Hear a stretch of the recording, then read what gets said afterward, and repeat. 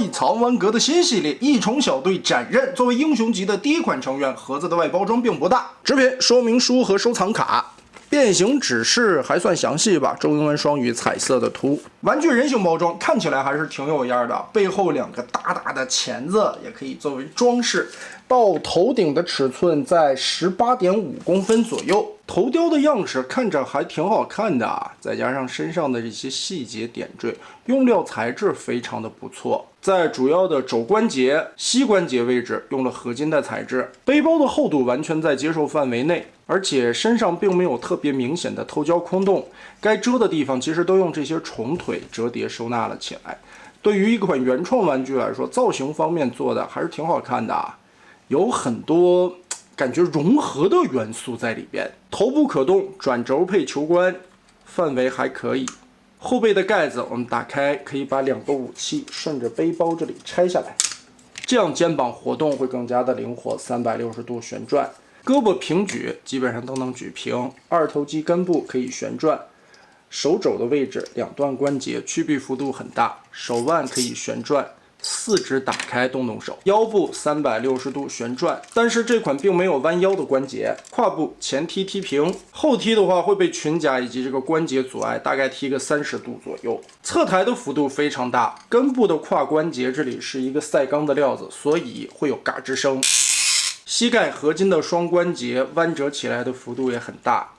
脚踝前后活动，左右接地。也是有很大的范围。掏出来武器，把金色的握把旋转下来，就可以握在手里边当2把大刀来使。哦，造型来说也是挺帅气的，很好看。那我们也是进入这一款不算复杂，但还挺有趣的变形过程。首先，武器握把90度折叠收起来，后背这里的背包左右通过这个双关节把它延展拉伸，顺着后边这里撬开，旋转个180度。换一下造型，然后整个拉开这一块的关节根部这里连着一个盖子，打开之后脑袋旋转个180度，然后藏到身体里面，把这块盖子再扣上。接着我们把2个肩膀向上旋转，腾出来这个角度以后，把前边的这一块肩胛向内收90度，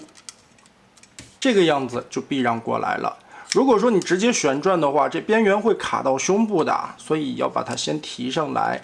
再往内旋转，再放下来。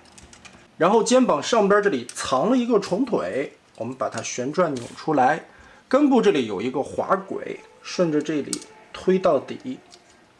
拉到外侧去。小臂这里也是藏了一条重腿的，把它旋转出来。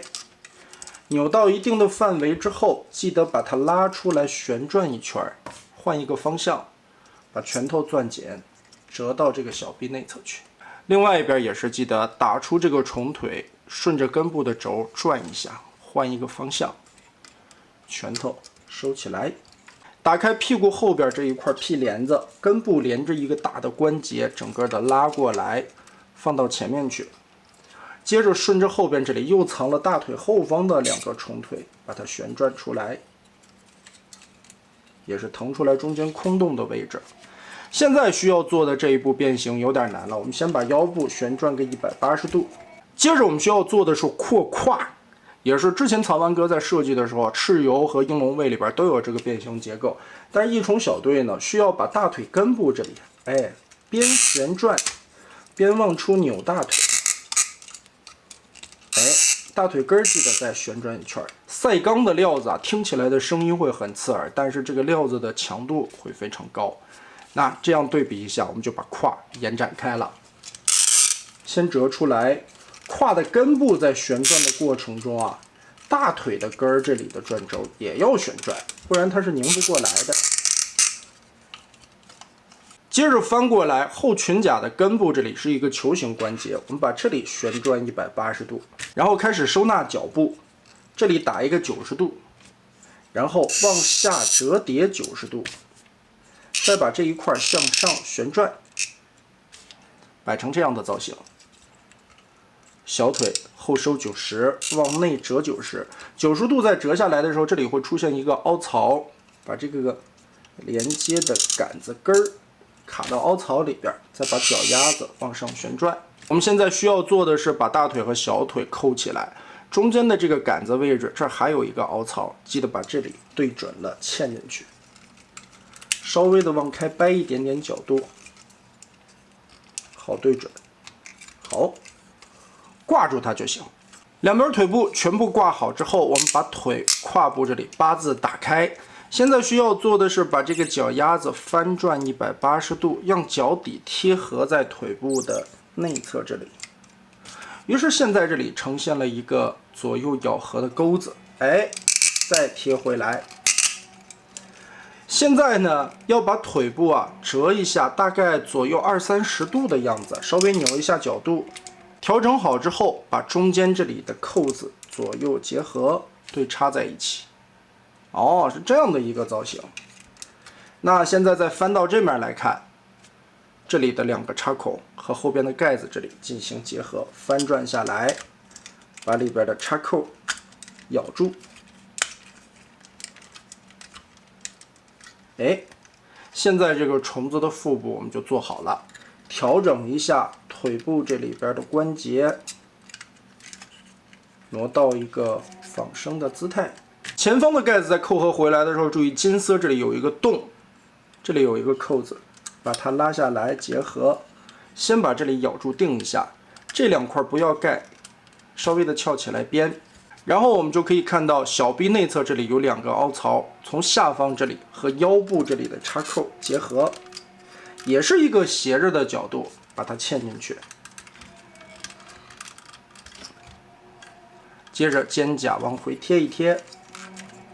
后边的这一圈肩胛再往下折叠90度，这里边的扣子就可以和上方这里的孔进行结合定位。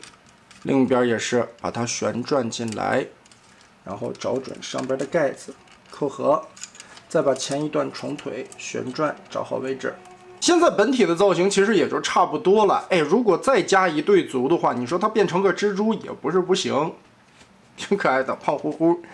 哎，这时候我们就掏出它的武器，顺着前方这里的两个桩子给它嵌进去。整个来说的变形难度并不是很复杂，但是像这种斜着变形，哎，这个角度调出来以后，模拟出昆虫腹部的这种圆润感觉，其实还是挺有趣的。而且最后的完成度来说，整个的虫形咔呲咔呲，哎，可以给它们夹一夹，哎，样子来说也挺好看的。时间飞船3号机就是这样的一个大锹虫吧，看起来也是很猛的。变完形以后，虫子的长度在22公分左右。其实所谓这个英雄级，拿在手里边还不算太小啊，所以它的尺寸放在变形金刚这边，给我的感觉应该是曾经的 V 级别，如今的 L 级或者 C 级这么一个概念吧。后边的膝盖甲呢，可以稍微的跟这折叠一下，堵起来这个关节，把屁股后边这炸出来两个刺儿，两个大钳子的刻画会非常的漂亮啊，弯弯的这个曲线。夹起来的这种感觉，